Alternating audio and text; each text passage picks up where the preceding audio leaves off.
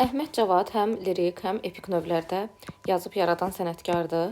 Həm lirik, həm epik növdə yazdığına görə biz onu müqayisə edə bilərik Nizami Gəncəvi ilə, Xəqani Şirvani ilə, daha sonra Məhəmməd Füzuli ilə. Həmin sənətkarlar da lirik epik növdə yazıb yaradan başqaları da ola bilər təbii ki. Məsələn, Qasım bəy Zakirlə. Yaradıcılığa lirik şeirlə başlayıb. Bədii yaradıcılığında daha çox heca vəznindən istifadə eləyib. Bədii yaradıcılığı həm də nəzmlə yazılmış əsərlərdən ibarətdir. Eyni zamanda deyə bilərik ki, Əhməd Cavad tərcümə ilə də məşğul olub.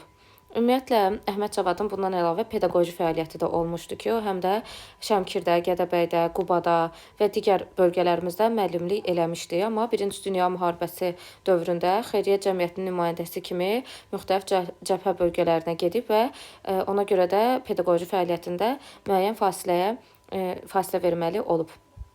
Şair 1916-cı ildə Qoşma adlı ilk şeir kitabını çap elətdirib. Qoşma adlı onun ilk şeir kitabında ümumiyyətlə şeirlərin mövzuca fərqli olsa da, əsasən burada ictimai motiv və Əhməd Cavad kədəri güclüdür.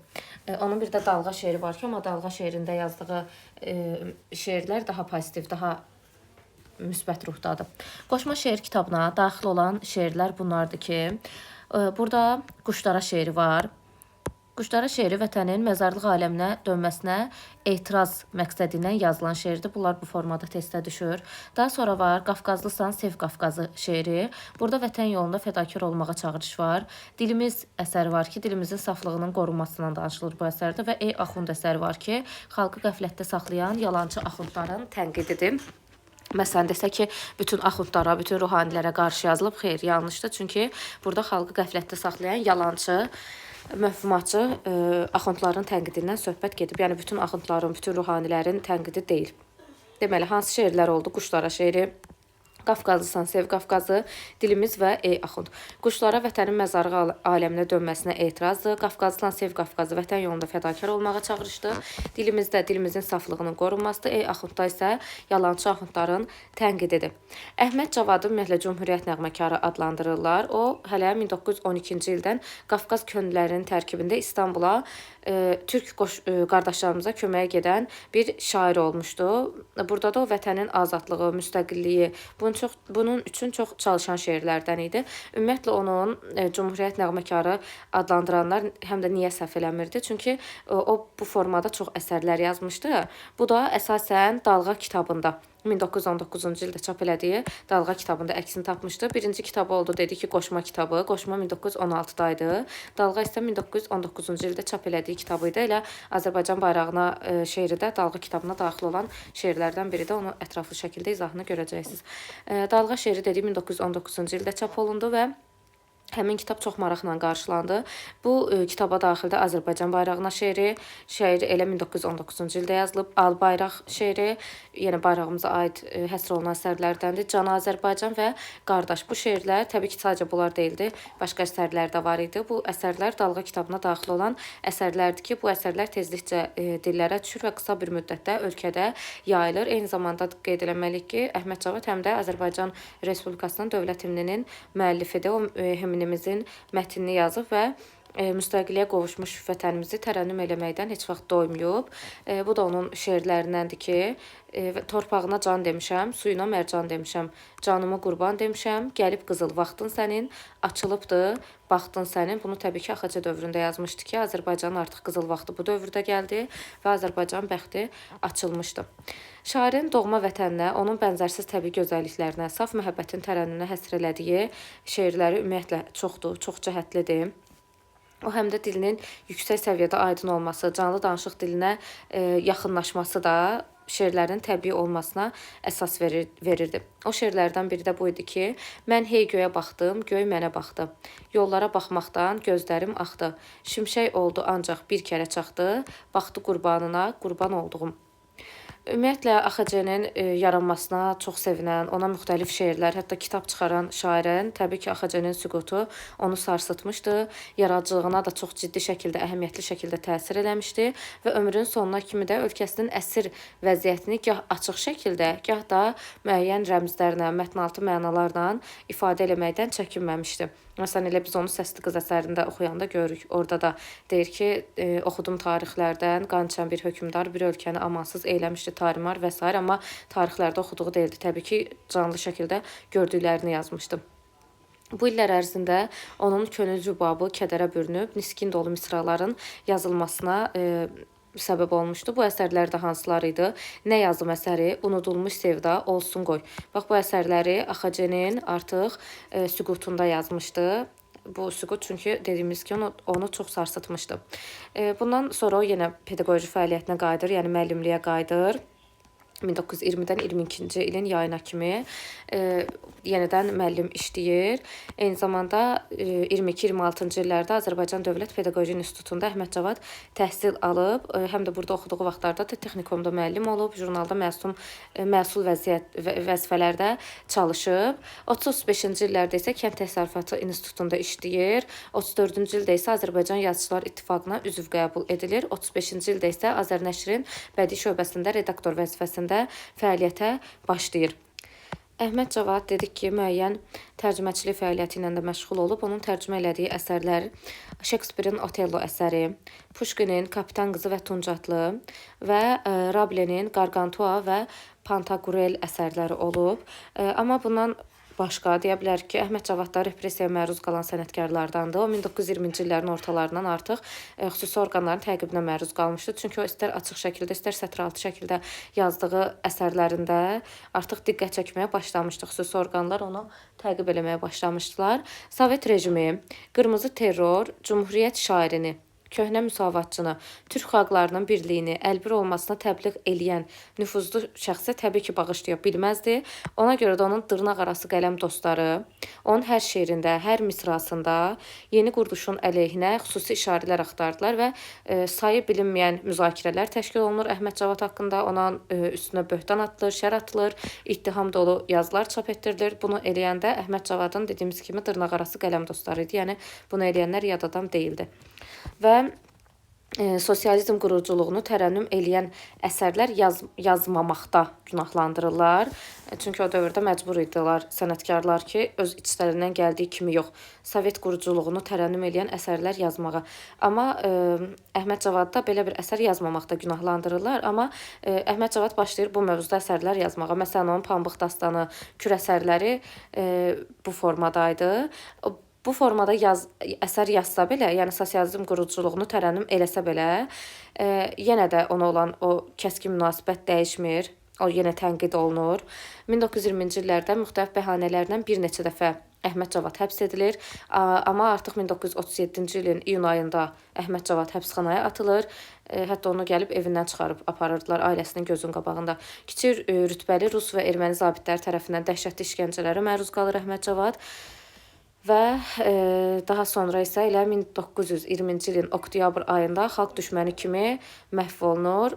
Həm də bu repressiyaya məruz qalan bütün demək olar ki, sənətkarlarda, şəxsiyyətlərdə belə idi ki, onların sadəcə özü repressiyaya məruz qalmırdı. Onun həyat yoldaşı, ailə üzvləri də sürgün olurdu, övladları yetimxanalara verilirdi, başlarına çox pis hadisələr gəlirdi.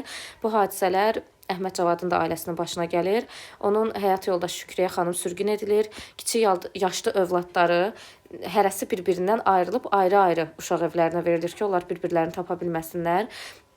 Eyni zamanda Əhməd Cavadın adının çəkilməsi, əsərlərin oxunması, əsərlərinin saxlanılması belə Azərbaycanda qadağan edilir və amma Əhməd Cavada Türkiyə sahib çıxır və onun əsərləri Türkiyədə çap olunur və Əhməd Cavadın yaradıcılığı ilə bağlı tədqiqat aparılır, Türkiyədən söhbət gedir. Azərbaycanda çünki o qadağan olunmuşdu və məşhur Çırpınırdı Qaradəniz şeiri Türkiyədə məşhurlaşır. Bugün də milli marş kimi səsləndirilir. Ona görə Çırpınırdı Qaradənizi Türkiyədə daha çox tanıyırlar.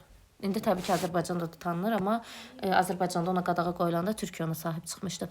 Dedik ki, əsərləri həm lirik, həm epik növdədir. Lirik şeirləri Quşdara şeiridir, Qafqazlısan Sev Qafqazı şeiridir, Dilimiz, Ey Axund, bunlar qoşma kitabına daxil olan şeirlər idi. 1916-cı ildə yazıldı, qoşma kitabı çap olundu daha doğrusu.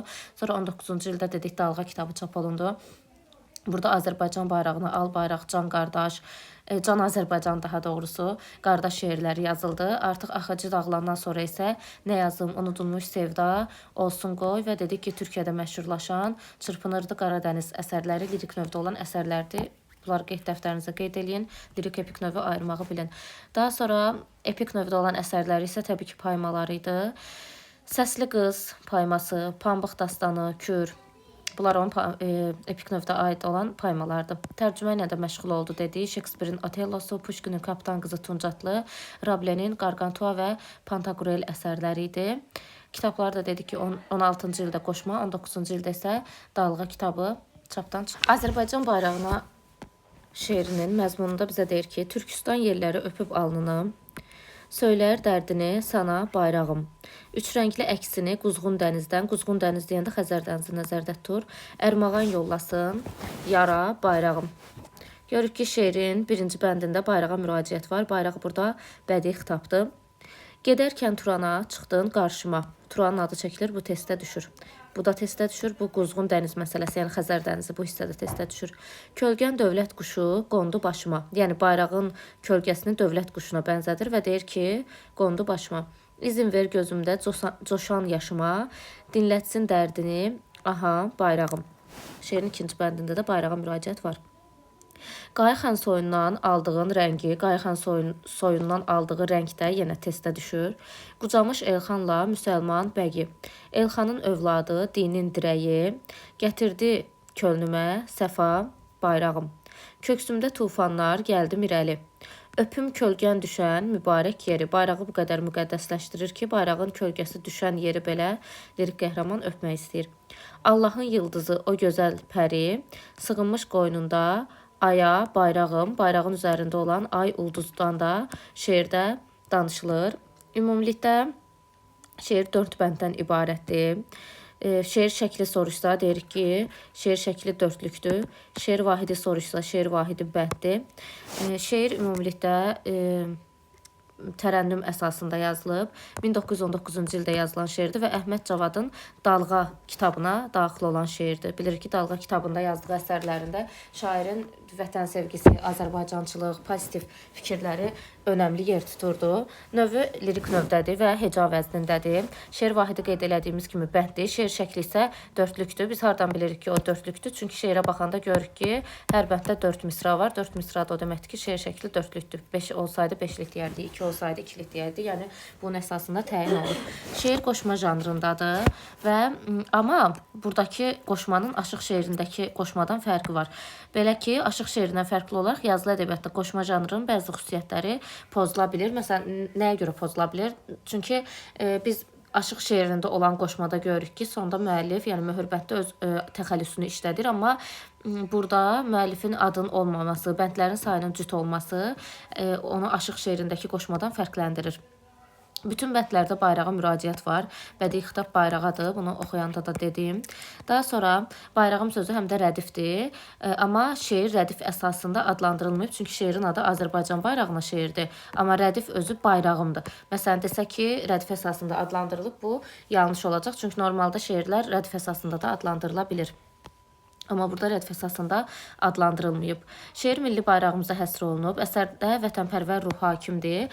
Əsərdə üç rəngli, aylı, ulduzlu bayrağımız tərənnüm edilir. Biz onun bəndlərin hər birində də görə bilirik. Şair tərənnüm etməyinə yanaşı bayraqdakı rəmzi işarələrin mənasına da toxunur. Baxın, bu testdə düşən məqamda, istənilən test vəsaitində siz bunu görəcəksiniz. Şeirdə ancaq Azərbaycan bayrağı tərənnüm olunmur. Həm də rəmzi işarələrin mənasından da söz açılır. Bayraqdakı Allahın ulduzu, o gözəl pəri, ulduz deyəndə onu nəzərdə tutur. Allahın ulduzu, o gözəl pəri deyəndə bayrağımızdakı ulduzu nəzərdə tutur və deyir ki, sığınmış qoynuna aya bayrağım. Yəni bayraq ayın qoynuna sığılıb, orada sığınıb daha doğrusu bu formada bir ay ulduzda, yəni ulduzun ayın qoynuna sığındığı görünür. Deməli, türk soylarının adı da sadalanır. Məsələn, burada deyir ki, Qayıxan soyundan aldığın rəngi Qucamış Elxandan müsəlman bəgi türk soylarının adıdır. Qədim türk dövlətinin də adı çəkilir. Əsərdəki quzğun dəniz ifadəsi Xəzər dənizinin qədim adıdır. Onu yuxarıda bənddə qeyd elədim. Şairin türkçülük, turançılıq ideyalarda əksini tapıb. Bunu da bu bənddə görə bilərik ki, gedərkən Turana çıxdın qarşıma, kölgən dövlət quşu qondu başıma. Bu bənddə görürük. Şairin daha sonra AXC dövründə yazılmış şeirdir. Bilirik ki, AXC 1918-ci ildə qurulub. AXC-nin qurulmasından çox şad olan, sevinən, şadlanan şair 1919-cu ildə bu şeiri yazıb. Şair bayrağı olan sevgini, vətənə məhəbbətin simvolu kimi mənalandırır. Türklərin soykökü, düşüncə tərzi əsərdə tərənnüm olunur. Bu da testə düşən məqamdır. Şeirdə ümumiyyətlə bunlar əks olunub. Bizim milli kimliyimiz və mənsubiyyətimiz və türk xalqlarının birliyi arzusu, milli azadlıq, vətənimizin müstəqilliyi şairin ən böyük idealı, həyatının əsas mənası olub. Onu, yəni Əhməd Cavadı, milli dövlətimizin nəğməkarı da adlandırırdılar. Digər əsərlərində olduğu kimi Azərbaycan bayrağının şeirində də vətəni, daha sonra xalqın dərin məhəbbətlə sevən, səmimi bir el sənətkarı, yəni Əhməd Cavadın biz ürək çırpıntılarını bu şeirdə görə bilirik. Bu şeirin ümumilikdə yazılma bir tarixçəsi də var. Bu necə baş vermişdi? Əsər dedik ki, 1919-cu ildə yazılıb 10 apreldə. Deməli 1919-cu il 10 apreldə Bakı şəhərində parlament üzərində, parlament binasının üzərində, yəni dalğalanmış üç rəngli bayrağı Əhməd Cavad görür və Əhməd Cavad bunu görəndə vətənpərvər şair diqqətə gəlir və bu gözəl sənət əsəri meydana gəlir. Yəni bu əsərin yazılma tarixçəsi budur. Eyni zamanda bunu da qeyd edək ki, Cəfər Cabbarlının da eyni adlı əsər var. Cəfər Cabbarlının da Azərbaycan bayrağına şeiri var, Əhməd Cavadın da.